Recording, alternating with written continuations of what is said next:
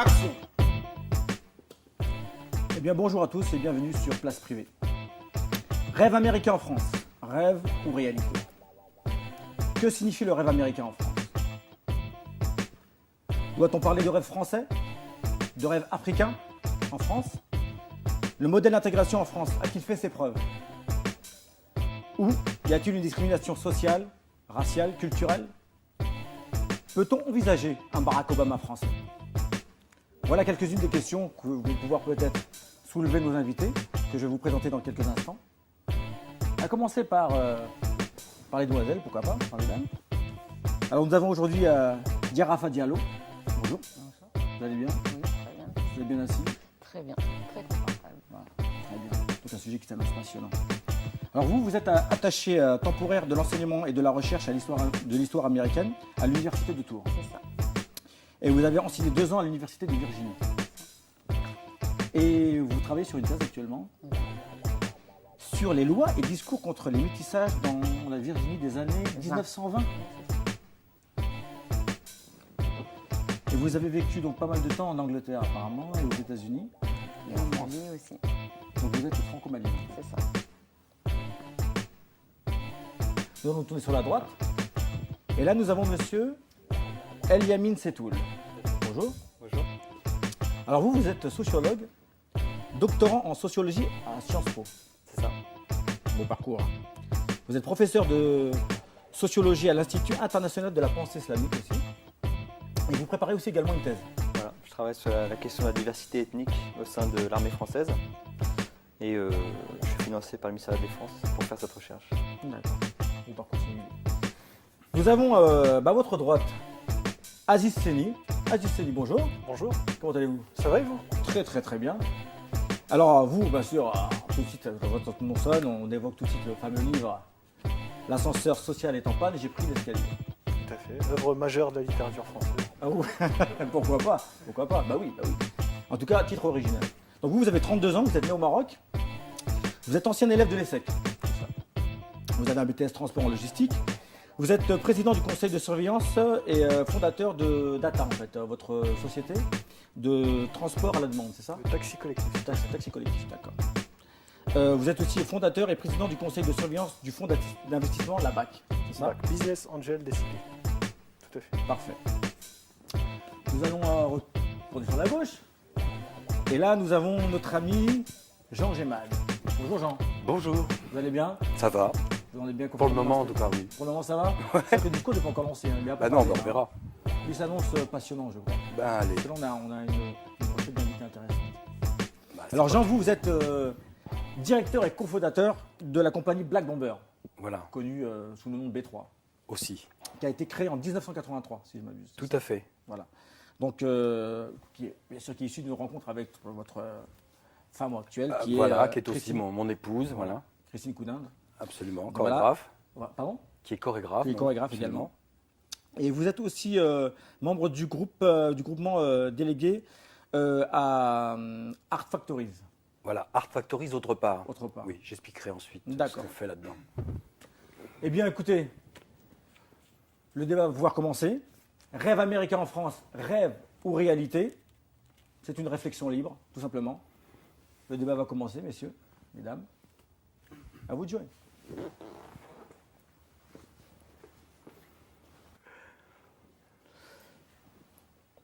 Est-ce qu'on peut parler d'un rêve français? Je dirais que ça dépend comment on pose la question. À l'échelle planétaire, la France, c'est une terre d'accueil, c'est une terre généreuse.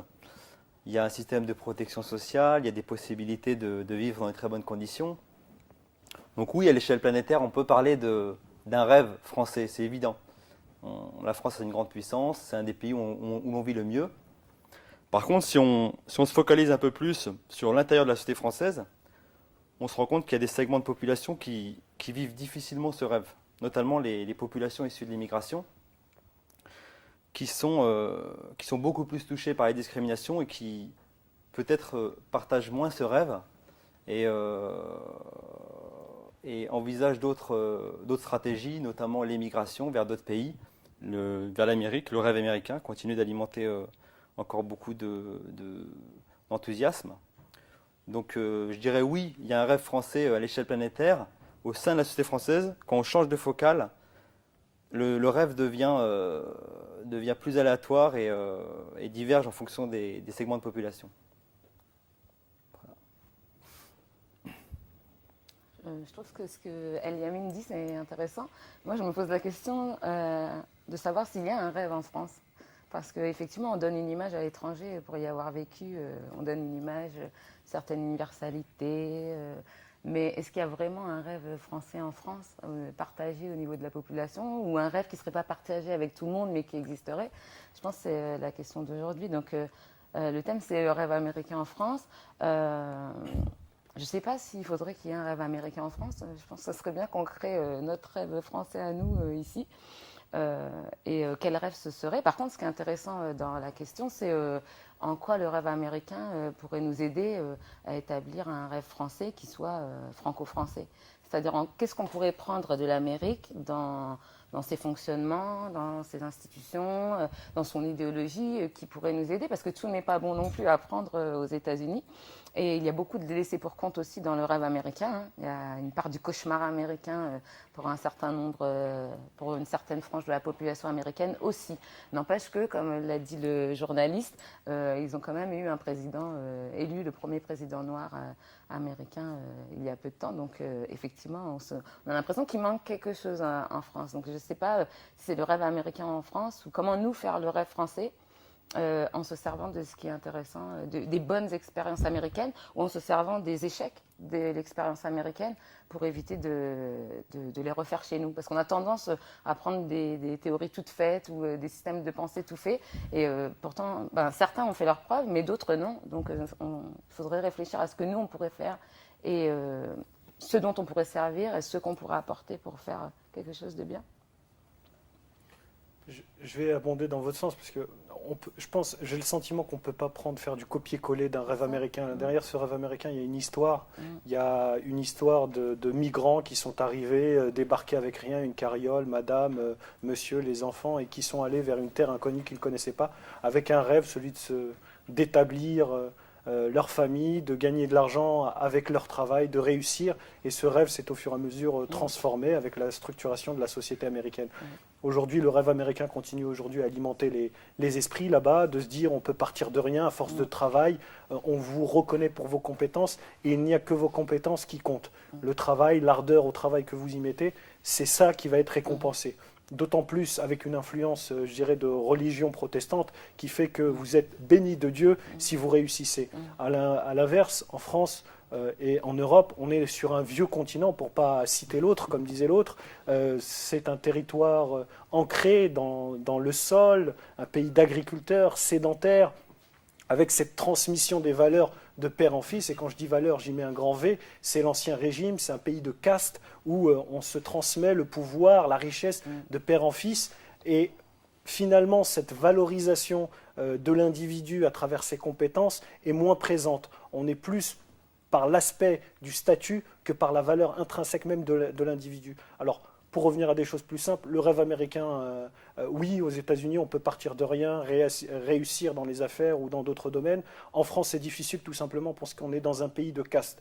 On est structuré, la reconnaissance académique, les réseaux. Il est très difficile pour quelqu'un qui commence en étant fils d'érémiste à Sarcelles de finir président de la République. C'est quasiment impossible. Aujourd'hui, en France, il y a 60% des enfants d'ouvriers qui deviennent ouvriers à leur tour.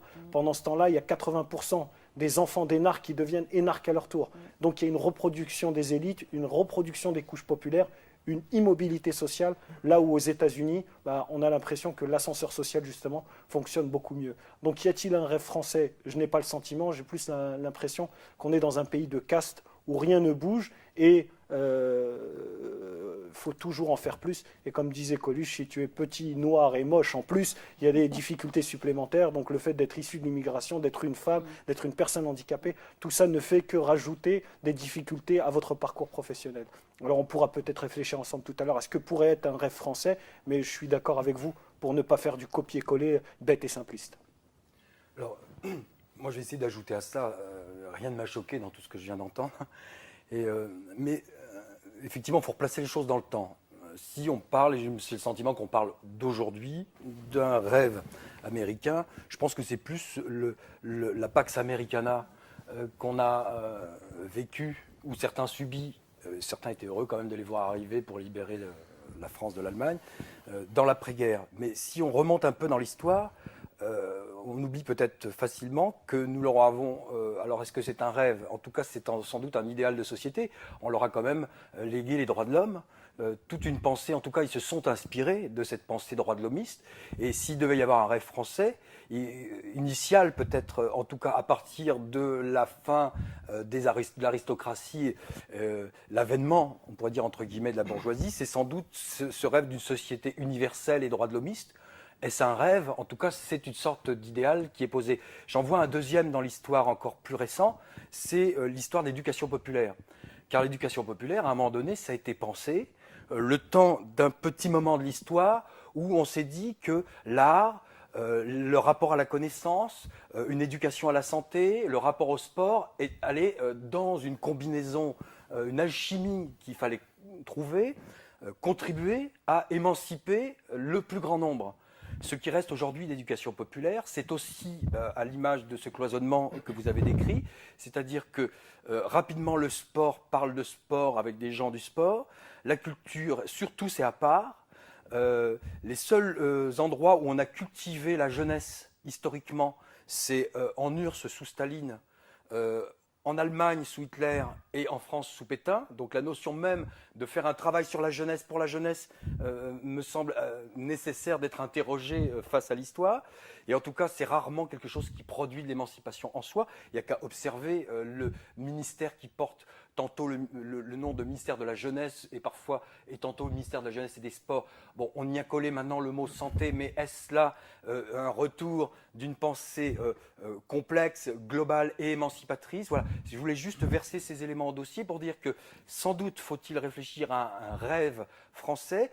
Deux choses. La première, est-ce que rêve est le mot le plus approprié que je mets au débat? Et la deuxième, n'y a-t-il pas déjà, dans le fond, un rêve français auquel, me semble-t-il, ou un rêve ou un idéal social ou une idée de société meilleure française qui finalement est en panne et sans doute peut-elle s'inspirer de la capacité que les Américains ont d'être entreprenants, réactifs, rapides, mais peut-être qu'il est intéressant aussi de voir quels sont les paradoxes de cette réactivité et parfois l'absence de fond, de références traditionnelles, l'absence d'une histoire et d'une culture en profondeur qui permettrait peut-être à nos amis américains d'avoir, je pense, une projection peut-être moins manichéenne, une vision moins manichéenne du monde. Voilà, c'est les éléments que je voudrais verser au débat.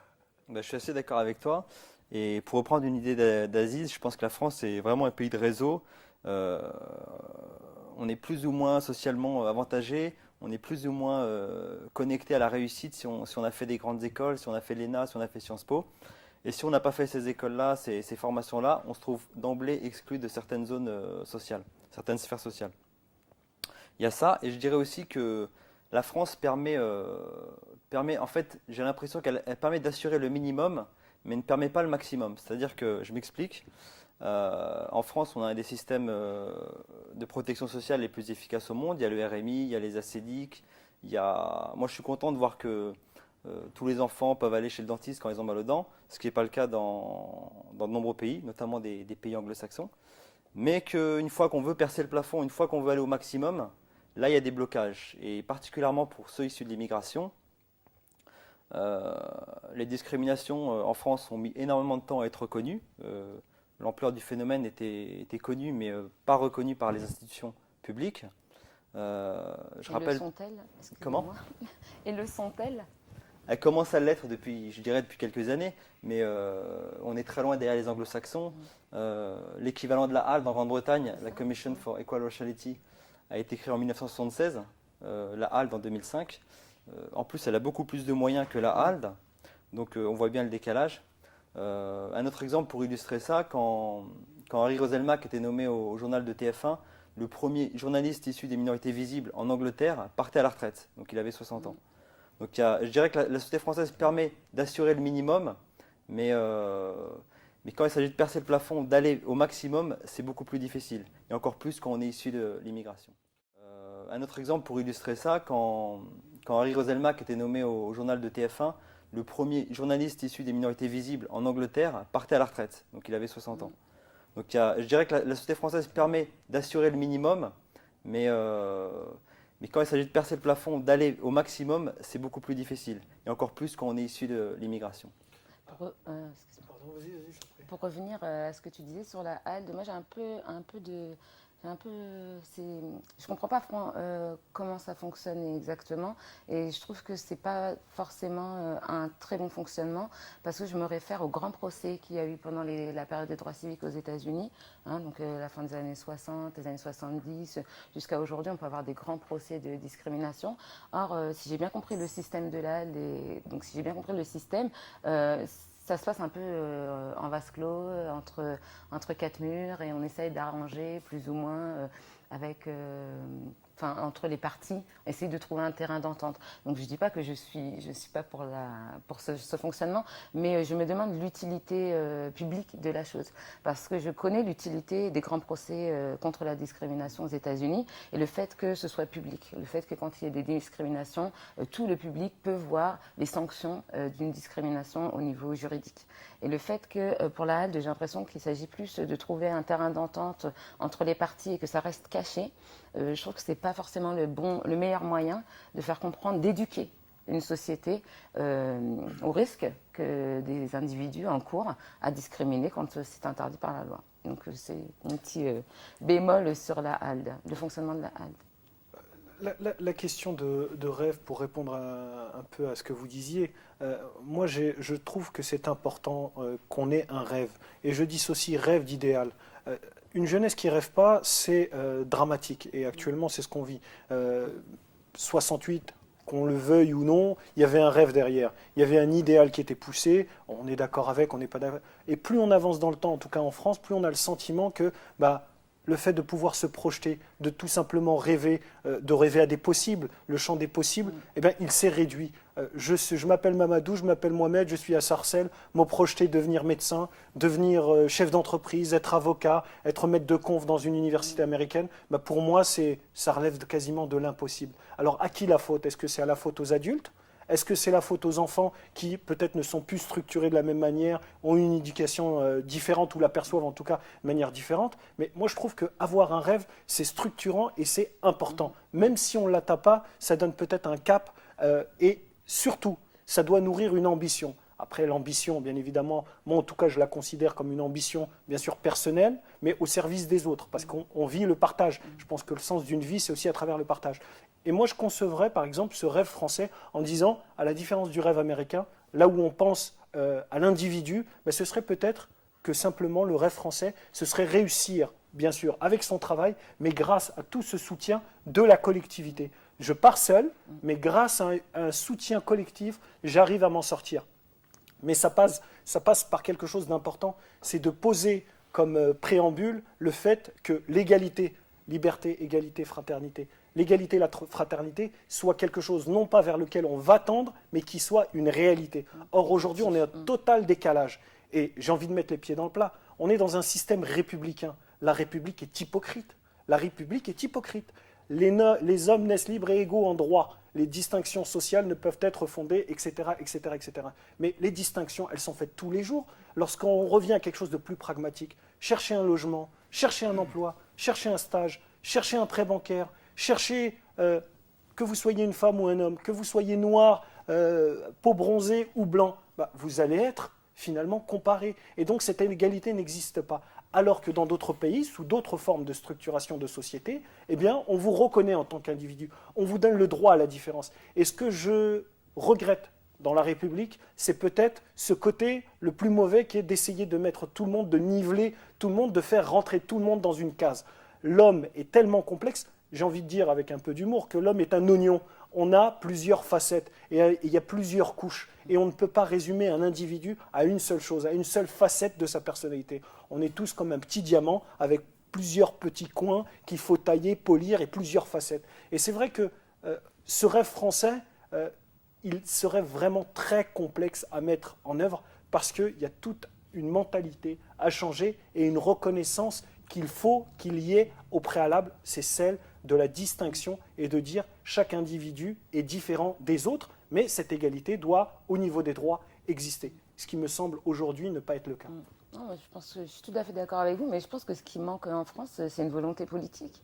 Tout simplement, une volonté politique, parce que bon, il peut y avoir des débats, des gens intéressants, Mais la politique qui n'est pas essayent de faire des choses. Mais je veux dire, au niveau du gouvernement, il manque des politiques, c'est-à-dire une politique effective de vouloir changer les choses. Parce que pour l'instant, pour moi, comme je vois la France, c'est une politique du laisser faire. C'est-à-dire, on laisse faire les discriminations, on sait qu'elles existent, mais ça me fait penser un peu au film La Haine, quand la petite blague du début, c'est une personne qui tombe de je ne sais plus quel étage. Jusqu'ici tout va bien, jusqu'ici tout va bien. Et on a vu ça avec les émeutes dans les banlieues récemment.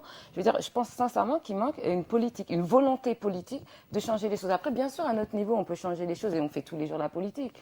On n'a pas besoin d'attendre la politique du gouvernement pour nous essayer, que ce soit dans les associations ou à chacun à son petit niveau. Mais il manque quand même une volonté politique d'éduquer à la différence, de changer les choses. Tu parlais notamment, Eliamine, de la ségrégation de l'habitat, donc les ghettos français. J'ai lu un livre très intéressant qui s'appelle Le ghetto français ou le séparatisme social d'Éric Morin.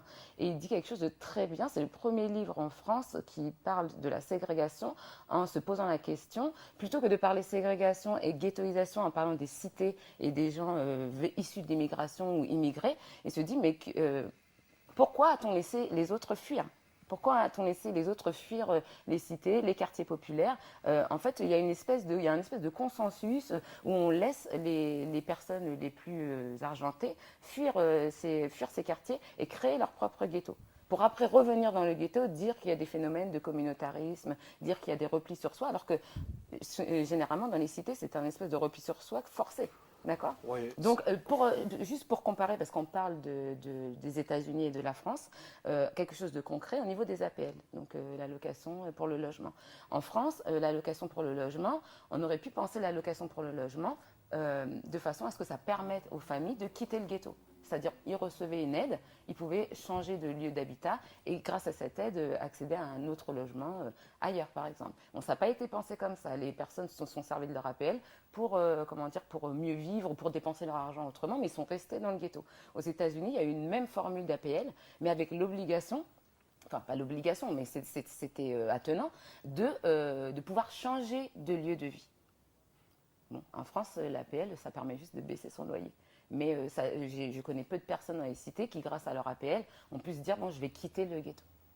Aux États-Unis, l'APL a été suivie d'une politique d'aide à la mobilité sociale, parce qu'on sait très bien, comme vous l'avez dit tout à l'heure, que le lieu d'habitat fait aussi le lieu de vie, les rêves pour un enfant, etc. On sait très bien qu'on n'a pas les mêmes rêves, ou en tout cas on ne rêve pas forcément la même possibilité quand on vient d'un ghetto que quand on vient quand on vient d'un quartier où il y a plus de possibilités. Donc on se sent déjà moins on se sent plus étouffé. Je ne sais pas si vous comprenez ce que je veux dire, mais c'est important cette histoire d'habitat. Parce que ça crée beaucoup de choses, notamment les rêves qu'un enfant peut faire pour vivre ailleurs, voir autre chose. Oui, je vais peut-être, pour faire la distinction entre rêve et idéal, d'ailleurs, à un moment donné, vous avez vous-même repris l'un pour l'autre, et ça signifie, ça prouve bien ce que je vais essayer de dire. C'est que dans un cas, on parle d'un individu, et à ce moment-là, j'emploierais plutôt le mot de construction d'un désir, qui me paraît plus juste, parce qu'elle est propre à chacun, on ne la qualifie pas, et elle est cette sorte de potentiel à partir duquel on peut se mettre dans une sorte de mouvement, de moteur, pour construire une ambition. C'est juste pour préciser les termes. Et l'idéal, je le conserve pour une société, c'est-à-dire pour un groupe, un collectif. Et tout à l'heure, vous avez fait apparaître vraiment le rapport l'un et l'autre, et vous êtes presque posé comme une sorte d'idéal ou de mode de rêve à la française, c'est comme ça que vous la qualifiez. Il est qu'il puisse y avoir à la fois une aventure singulière, individuelle, et qui soit portée par un véritable élan, une véritable politique collective. C'est quand même comme ça que la République s'est idéalement posée dès le départ. La question, c'est comment cela a-t-il été résolu ? Qui a fait la République ?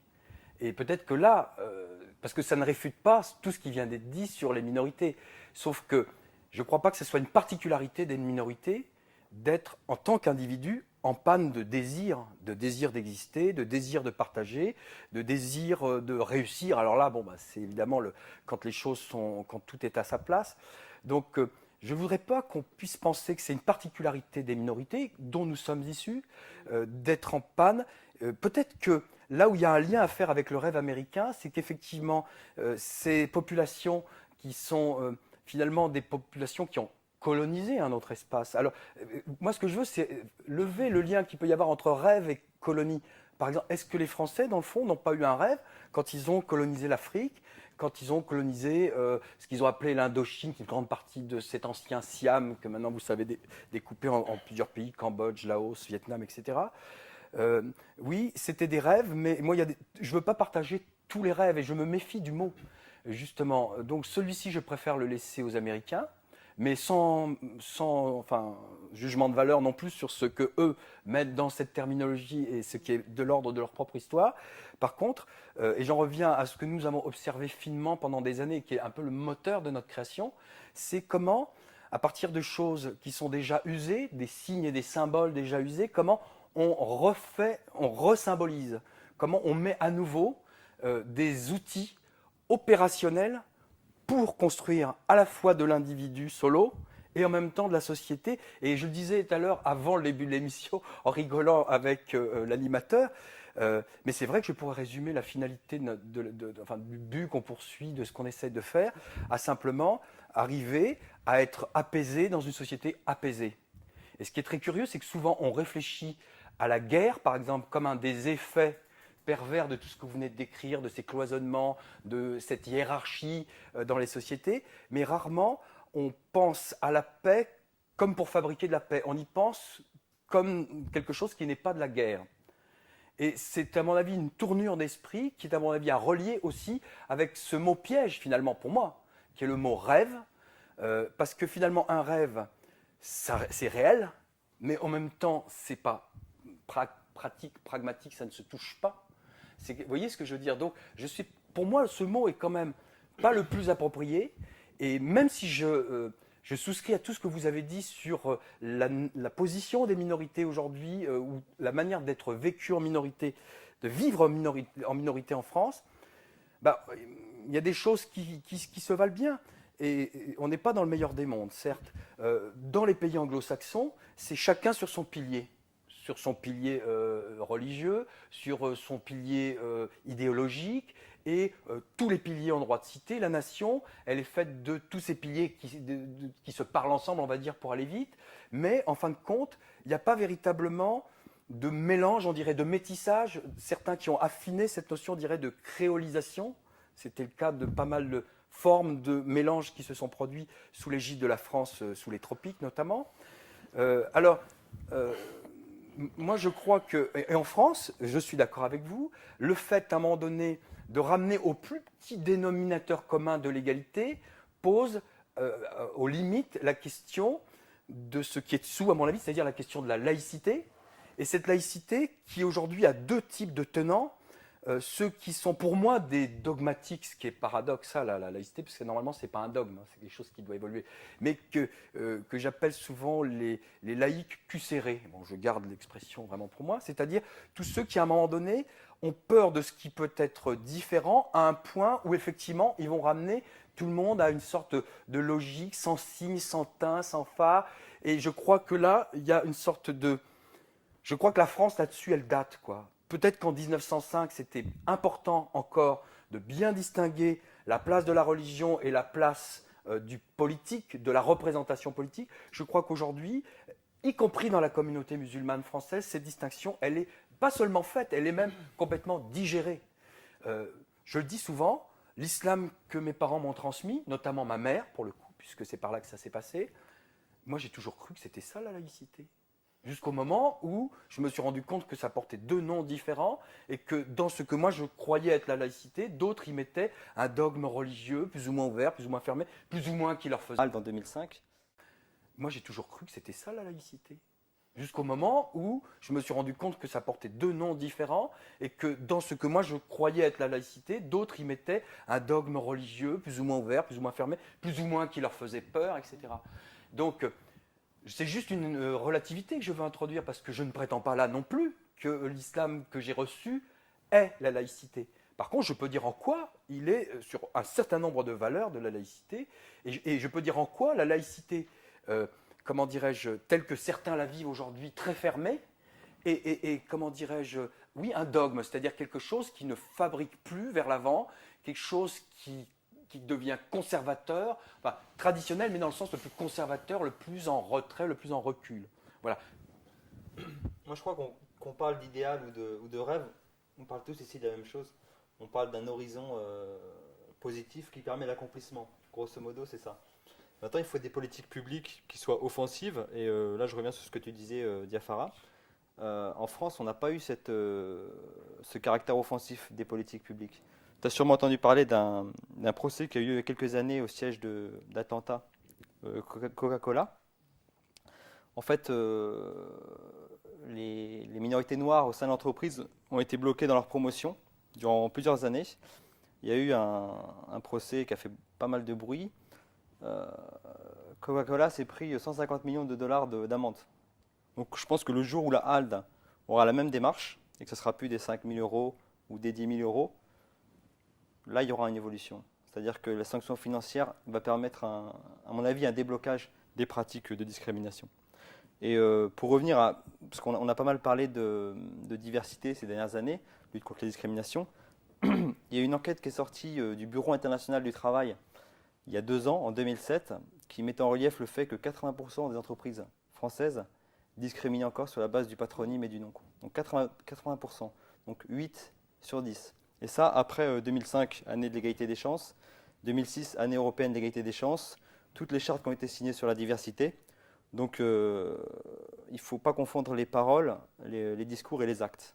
Et je pense que c'est pour ça que c'est très intéressant de parler de volonté politique, parce que tu as parlé des chartes, justement, d'entreprise contre la discrimination et pour la diversité. Qui ne sont que des chartes, qui n'ont Mais c'est aucune que valeur des juridique. chartes de bon vouloir, ça n'a aucune valeur juridique. Et en plus, c'est basé sur le volontariat.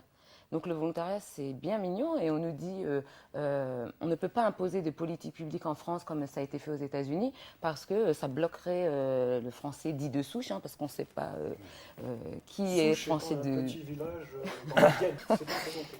Donc on ne sait pas qui est français de souche et même si ça existe encore, les Arabes étant montés jusqu'à Poitiers, on nous dit comme si après Poitiers il y avait eu une ligne sans métissage et sans... Les humains ne bougeaient pas depuis très longtemps. Voilà. Et donc, pour revenir à ce que je disais sur le volontariat, il faut dépasser ça. Il faut arrêter, c'est se moquer du monde. Moi, j'ai été outrée, et je le dis ouvertement, j'ai été outrée de l'idée du CV sans nom. Donc, je sais que ça a été défendu, et puis il y avait des gens qui avaient leurs arguments, et c'est chacun ses arguments. Mais je trouve que c'est se moquer du monde. C'est une hypocrisie pure et dure, parce qu'on vous enlève votre nom, soit, mais on va quand même voir votre parcours scolaire, d'où vous venez, quelles études vous avez faites, dans quel endroit. Enfin, je veux dire, c'est pas parce qu'on enlève juste Diallo Diarafa que ça change mon parcours scolaire, etc. Donc, on nous a dit, c'est juste un premier pas pour que un patron puisse vous accueillir pour un entretien et ne soit pas fermé. Bon, moi, je doute fortement qu'une personne raciste qui n'aurait pas vu mon nom m'embaucherait seulement pour mes superbes qualités, quand il y a déjà des barrières qui sont posées à l'avance. Et en plus, le deuxième problème que posait pour moi l'histoire du CV sans nom, c'était qu'on renvoyait toujours à la personne le problème de la soi-disant intégration, parce que moi, je suis française, donc je ne comprends pas ces demandes incessantes ils ne s'intègrent pas, ils n'arrivent pas à s'intégrer. Moi, je fais partie d'ici, je suis française. Donc, je trouvais ça intéressant, l'idée qu'on nous dise, en fait, rayez votre nom parce que c'est ça qui pose problème. Donc, ce n'est pas le racisme de la société qui pose problème, ce serait mon patronyme étranger. Et pour avoir connu des amis qui avaient plus ou moins ma tête, mais qui avaient un prénom français ou d'origine française parce que venant des îles, etc. Je finis juste. Venant des îles, etc. Ils ont pu connaître les mêmes problèmes que moi. Donc ce n'est pas une question de patronyme. Donc moi j'étais contre l'idée du CV sans nom parce que je trouvais que c'était encore nous renvoyer à nous, comme on renvoie avec cette idée de communautarisme, que ce serait nous-mêmes qui ferions un repli sur nous-mêmes ou qui ne ferions pas la moitié du chemin. Or, souvent, je trouve qu'il y a beaucoup de personnes qui font la moitié du chemin et qu'on ne trouve pas souvent quelqu'un quand on a fait la moitié du chemin. Mais moi, je vais m'exprimer en tant que chef d'entreprise. Il y a un pragmatisme aussi à avoir. Là, on a été un petit peu à théoriser, etc. Maintenant, on va peut-être revenir à la vie de tous les jours. Je m'appelle Mamadou, Mohamed ou David. J'ai un bac+2, bac+4 où j'ai pas de diplôme. Je cherche du travail, ça fait 2 ans. Croyez-moi, quelle que soit la manière dont je vais être recruté, pourvu que je le sois et que j'ai ma fiche de paye à la clé. Et que la philosophie qui consiste à dire est-ce que j'ai été recruté parce que j'avais une cagoule, pas une cagoule sur ma figure, celle-là, elle est mise de côté. Et il n'y a que ceux, je vais être polémique hein, et même un peu provocateur, il y a que ceux qui sont déjà installés et bien installés pour avoir cette philosophie-là. Je suis d'accord, le CV anonyme, c'est pas la solution in fine, c'est pas la solution miracle. Mais vous savez comment sont recrutés aujourd'hui les musiciens à l'Opéra de Paris ? Depuis plus de 100 ans, derrière un rideau. Ça a été le premier CV anonyme.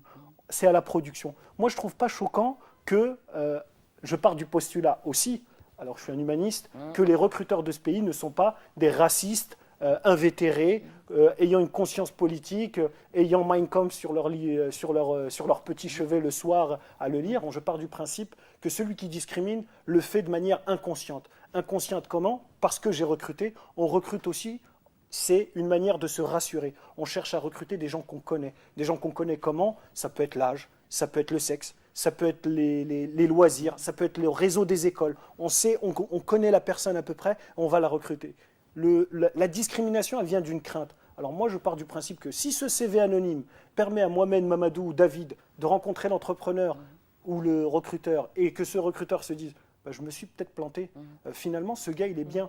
Et même tant bien même, je vais être encore provocateur, qui se disent bah, pour un noir, pour un arabe ou pour un juif, c'est pas mal, il parle bien ce petit, et qu'ils le recrutent, mais je m'en fiche, pourvu qu'à la fin, il signe son contrat. Ma question à moi, c'est le peut-il, le CV anonyme, le peut-il. Même s'il en sauve un ou deux. On n'est pas dans cette idée de sauver, quoi. C'est ça qui est intéressant quand vous dites s'il en sauve un ou deux. Mais parce qu'on en est là, on en est là. Le chômage a augmenté avec la crise, c'est 50% de plus chez les bac+2, 109% chez les bac+4. Croyez-moi que ceux-là, quelle que soit la manière dont on leur donnera du travail, pourvu qu'ils aient un CDI, une fiche de paye, et qu'ils puissent aller vaquer à leurs occupations. Donc aujourd'hui, on en est là, on en est à sauver des gens, sauver réellement. Il y a une situation d'urgence, des gens qui se sentent, entre guillemets, se noyer dans une société dans laquelle ils ne se reconnaissent pas. Alors le rêve français, on peut le théoriser, etc. Mais concrètement, aujourd'hui, sur le terrain, il n'existe pas de rêve français, il n'existe pas de rêve tout court. On a du mal à se projeter à demain, après-demain, savoir ce qui va devenir d'une carrière, qu'elle soit professionnelle ou autre, c'est extrêmement difficile dans la société française telle qu'elle est structurée aujourd'hui. Vous parliez de politique, effectivement, je suis d'accord avec vous, je n'ai pas le sentiment qu'il y ait une vision.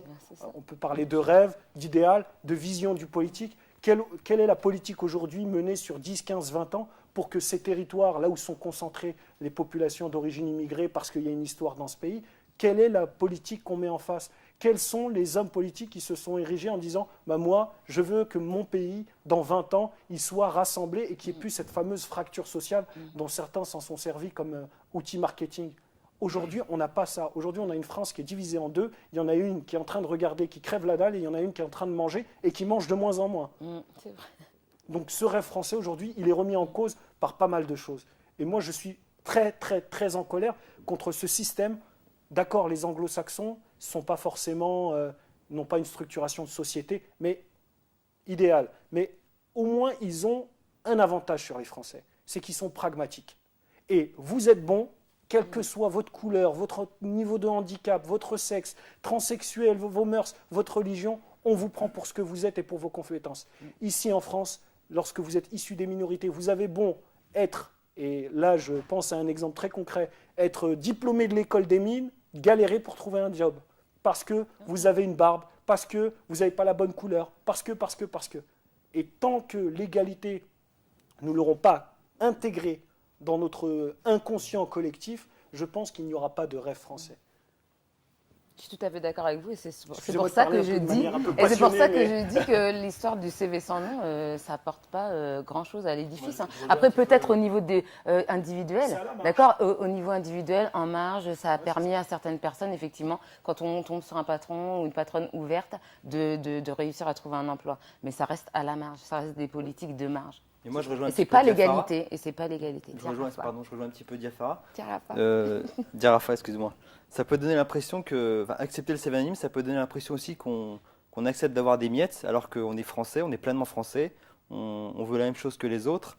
Et si on veut parler d'un rêve français et d'un Obama français, pourquoi pas un jour je crois qu'il faut accepter cette diversité, il faut accepter les Mamadou, il faut accepter les Mohamed et se dire qu'ils sont français et qu'on n'a pas besoin d'effacer leur nom pour reconnaître leur francité. Alors je vais aller encore jusqu'au bout. Vous pouvez, au château, au Moyen-Âge, vous pouviez jeter des pierres, balancer ce que vous vouliez, tant que la forteresse, il n'y avait pas quelqu'un de chez vous à l'intérieur, vous ne la preniez pas. C'est le cheval de Troie, etc., etc. Aujourd'hui, si on veut que la société change, il faut qu'il y ait des gens issus de cette diversité qui soient pro-actifs en la matière, c'est-à-dire aussi pas forcément des gens issus de cette diversité, mais des gens qui soient très sensibles à la cause, qui de l'intérieur, dans les administrations, dans les entreprises, dans la police, dans la justice, puissent activer aussi à l'intérieur. Mais aujourd'hui, on est peut-être sur une deuxième génération où il y a encore des difficultés pour entrer. Le CV anonyme, si ça permet à 2 personnes aujourd'hui de rentrer, je ne vais même pas prendre 2, je vais dire à 1, et cette personne-là va sensibiliser à l'intérieur de son entreprise. Moi, je crois beaucoup aussi à l'effet d'exemple. Mais il ne faut pas oublier l'idéologie qu'il y a derrière, et c'est une idéologie de non-acceptance, d'accord ? L'idéologie de non-acceptance de la différence, d'accord ? Le non pose problème, sinon il n'y aurait pas besoin de l'effacer, on est d'accord.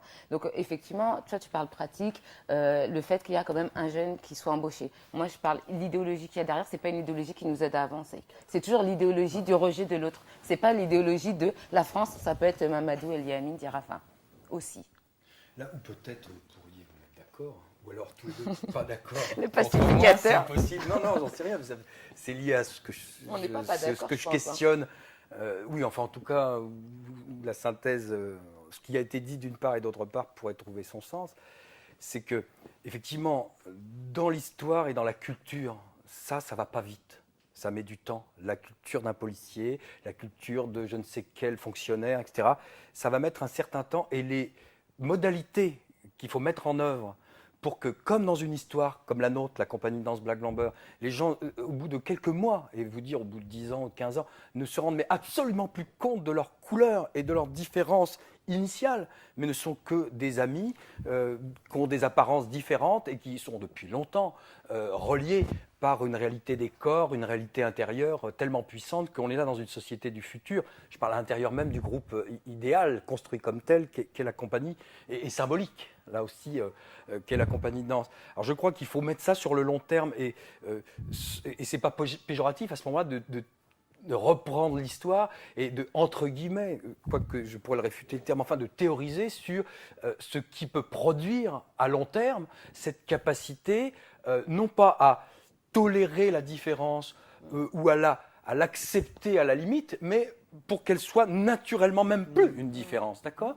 Ça, c'est le travail culturel. Ça, c'est le travail qu'il faut faire, j'allais dire, du désir à vivre à un ensemble de références communes qu'il faut construire.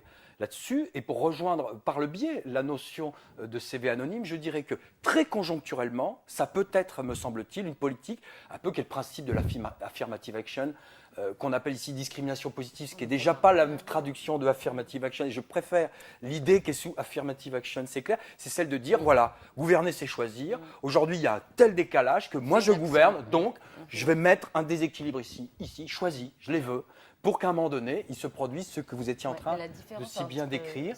La différence avec la discrimination, enfin l'affirmative action à l'américaine, donc et comme tu dis, une différence de terme avec discrimination positive.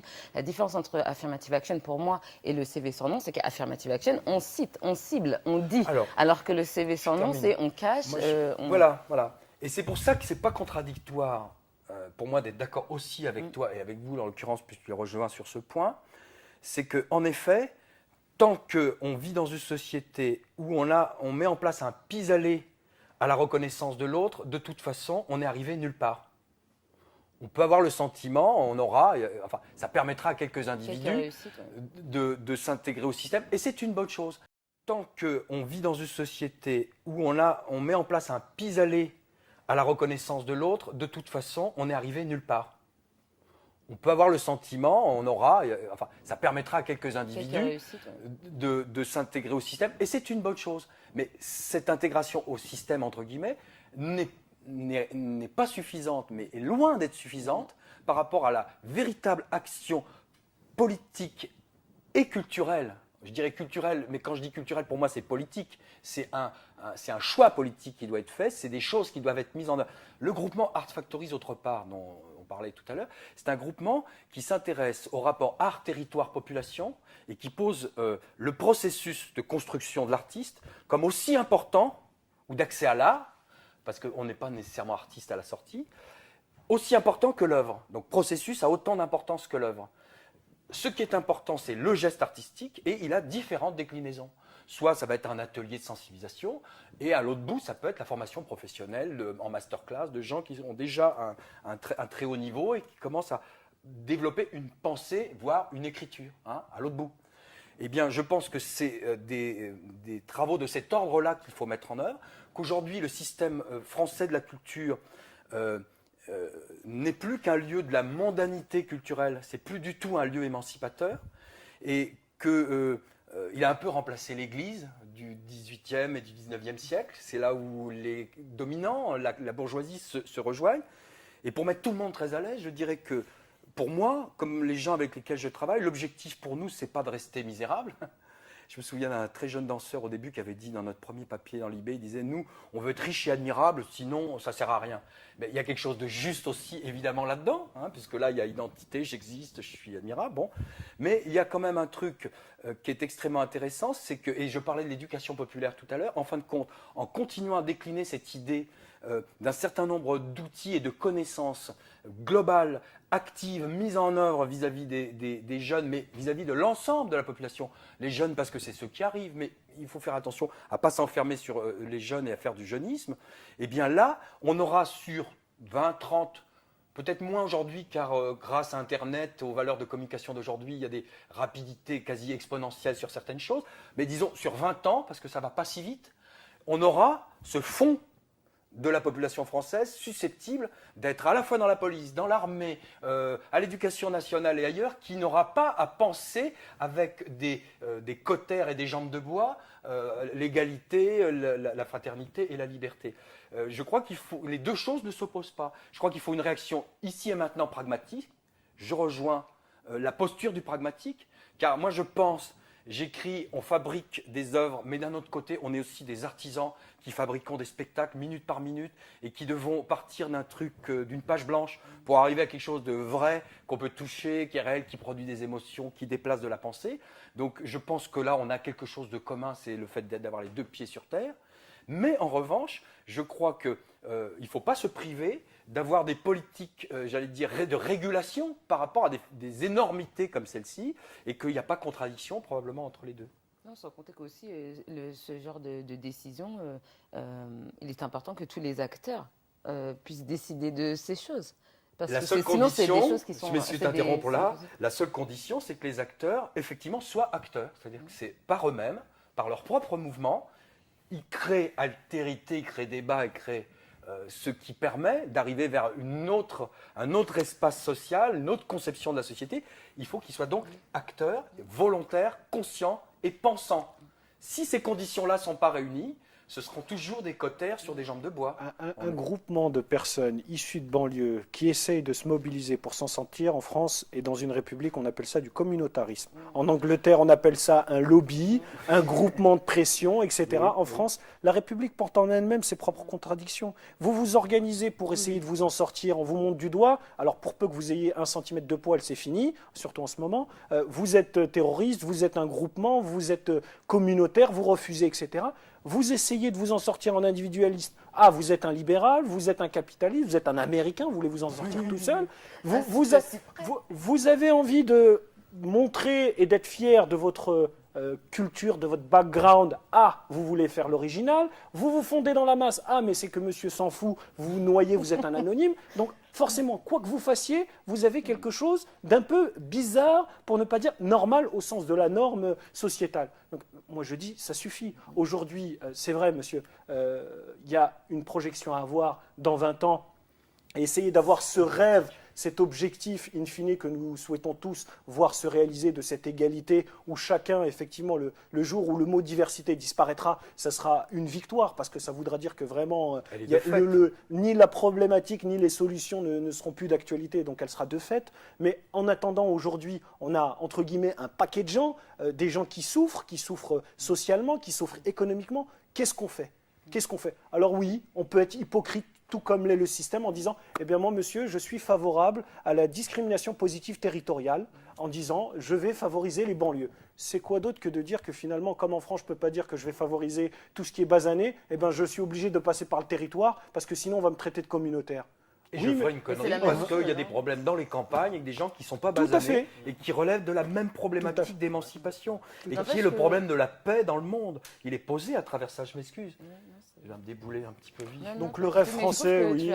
Tu as raison, Aziz, de parler de cette violence symbolique qui est faite aux gens qui vivent dans les banlieues et surtout Oui. de bien rappeler que le communautarisme, il n'est pas nouveau. Souvent, on parle du communautarisme comme s'il venait d'arriver en France, il venait de débouler sous le drapeau bleu-blanc-rouge, mais le communautarisme a une longue histoire en France. Et moi, je dirais même plus, le communautarisme est blanc. On vit dans une société ségrégée où la porte est fermée, où on passe son temps à essayer de frapper à la fameuse porte de l'intégration qui reste close pour nous. Et je trouve ça intéressant, comme tu disais, de constater que quand tu décides de ton côté de trouver des personnes qui auraient un même intérêt que toi et de fonder quelque chose, on va t'accuser de communautarisme. Mais je trouve que c'est ce qui se passe déjà dans la société. Il y a une espèce de communautarisme, mais comme c'est le communautarisme de la majorité et que c'est le communautarisme invisible qui est normé, c'est là que ça devient la norme, on ne le voit pas et personne n'en parle. Mais je trouve que le communautarisme, il existe bien avant que nous, on s'élève pour se dire bon, bah, peut-être qu'il faudrait essayer de s'organiser entre nous puisque la porte est fermée. Il y a un communautarisme qui est celui des grandes écoles, l'énarchie, c'est un réseau, on peut appeler ça aussi une communauté, une caste, effectivement, Non, peut-être des une gens. précision, c'est qu'à un moment donné, communautarisme apparaît comme distinct de la manière dont la République construit sa laïcité et en général qualifie la manière dont les pays anglo-saxons d'origine ou protestante, etc., anglais ou allemands, ce que je décrivais rapidement tout à l'heure, chacun son pilier, etc. Et de fait, cette République telle que je la décrivais tout à l'heure, c'est-à-dire qui a finalement arrivé au plus petit dénominateur commun de la représentation des individus, confine à une sorte de renversement du communautarisme, mais c'est juste pour replacer le terme dans son histoire et savoir exactement de quoi on parle, parce qu'après on peut l'user dans tous les sens. Et ce que je crois, c'est que il n'y a pas de communautarisme en France au sens où il y en a dans les pays anglo-saxons. Même si effectivement on est dans une période où d'un côté les laïcs peuvent être ultra-laïcs, c'est-à-dire refermés comme je disais tout à l'heure, et ceux qui sont à l'opposé des ultra-laïcs peuvent être éventuellement ultra-religieux, si on peut dire, ou ultra autre chose que la laïcité. Si il y a communautarisme, ce sera un communautarisme de rejet. On a vu par exemple le problème des voiles. Le problème du voile, c'était une minorité de la population dans les écoles. Hein. Je parle du problème du voile à l'école. C'était une minorité et c'est ça qui a été érigé comme si ça faisait la représentation de l'islam en France. Mais c'était... j'ai perdu le fil de ma pensée. Un communautarisme. Oui, voilà, je disais que c'est un communautarisme de rejet, parce que, en fait, c'est toujours la même chose. Moi, je vois toujours cette image de frapper à la porte de la République et elle est close. Et je trouve ça hallucinant que des femmes qui ont combattu dans d'autres pays le voile, aujourd'hui, elles ne comprennent pas pourquoi on trouve des jeunes filles voilées, par exemple. Mais moi, je trouve que la société devrait se poser la question. Et donc, hier, je regardais un débat sur notre chaîne que je ne citerai pas ici. Et on dit oui, c'est par provocation. Je ne suis pas d'accord. Ce n'est pas de la provocation. C'est parce qu'elles sont rejetées qu'elles cherchent un autre idéal Mais ailleurs. j'ai envie de dire que dans un pays comme la France, avec cette belle vision humaniste, etc., mais on n'a même pas besoin de se poser la question de pourquoi ce monsieur ou cette jeune femme est habillé de cette manière ou de cette manière. On ne devrait pas se la poser. Qu'est-ce que ça change foncièrement que dans une entreprise, on ait une jeune femme avec 4 cm de tissu sur la tête, que monsieur arrive avec une kippa ou que monsieur arrive avec une croix? Foncièrement, qu'est-ce que ça change dans la valeur de l'individu? Si on est dans une entreprise ou dans un service public, on est là pour produire un service de qualité, marchand ou non marchand, et que le client, l'usager, celui qui en est destinataire, soit satisfait. Et quelle que soit la manière d'être habillé, j'ai envie de dire, pourvu que la prestation soit réalisée avec qualité et avec respect. Le reste, c'est de la littérature. Vous savez, moi, mon rêve, le rêve français, oui, c'est bien, mais je suis plus un homme de chiffres qu'un homme de lettres. Vous savez. Je suis plus un homme de chiffres qu'un homme de lettres. Non, mais c'est vrai ce que que vous dites sur ce que je les- voudrais que mon pays puisse faire, c'est effectivement avoir cette tête dans les étoiles, avec cette philosophie, cette lumière qu'il a envie de donner au monde, mais en même temps qu'il ait les pieds sur terre et qu'il ne nie pas la réalité et la complexité de la réalité.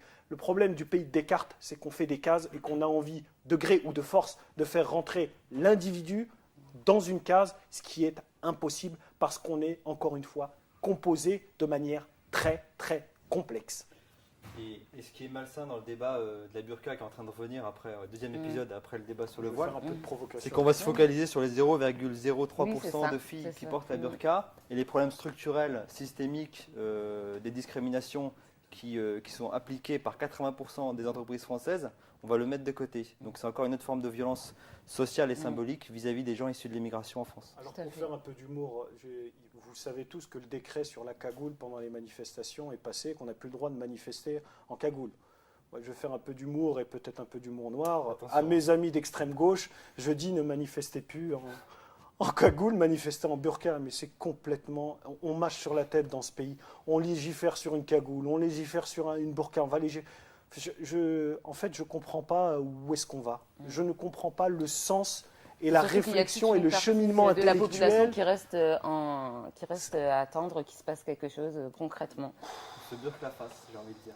On se burque la face, ça sera le mot de la fin, et puisqu'il n'y a pas de journaliste pour revenir. Il est où le journaliste On est dans notre débat Il tranquillement. revient le donc, journaliste ou pas J'arrive. Alors, en fait, vous avez tenu vos promesses, hein, parce que c'était un débat très passionnant, en fait. Mais je crois qu'on pourra encore rester des heures pour converser sur un tel débat, en fait. Donc maintenant, à savoir, est-ce que le rêve américain en France existe, rêve ou réalité? Ça, c'est aux gens de pouvoir faire leur analyse. En tout cas, vous avez peut-être un dernier mot de la fin avant de conclure ce débat? Moi, je dirais, on va faire un petit peu de philosophie. Un pays qui n'a pas de passé n'a pas d'avenir. Jean Gémad? Moi, je dirais que, contrairement à la nécessité que chacun éprouve de lutter, premier terme, contre la guerre, construisons de la paix. Je suis satisfait d'avoir participé à cette émission, parce qu'au-delà des différences qui nous séparent, on ne travaille pas dans le même domaine, mais on a ce même enthousiasme, on a ce même rêve, pour utiliser le mot du débat. Vas-y. Moi, je m'adresse à tous ceux qui nous regardent avec 4 mots. Du rêve pour nourrir de l'ambition, beaucoup de travail, et enfin, tout ça n'a pas de valeur s'il n'y a pas du partage à la clé. Donc, rêve, ambition, travail, partage, avec un petit jeu de mots RATP. Je voudrais rebondir sur ce que Jean a dit sur la paix. Moi, je lui dis pas de justice, pas de paix, et on attend la justice sociale. Donc, je voulais remercier nos invités d'être venus. Ça, c'est un grand plaisir. Et encore une fois, vous avez tenu vos promesses. Donc, pourquoi pas revenir une prochaine fois? Voilà, l'invitation est lancée. Donc, moi, je vous dis à très bientôt pour notre prochaine émission. Et puis, c'est sur ITA TV. Et c'est Place Privée.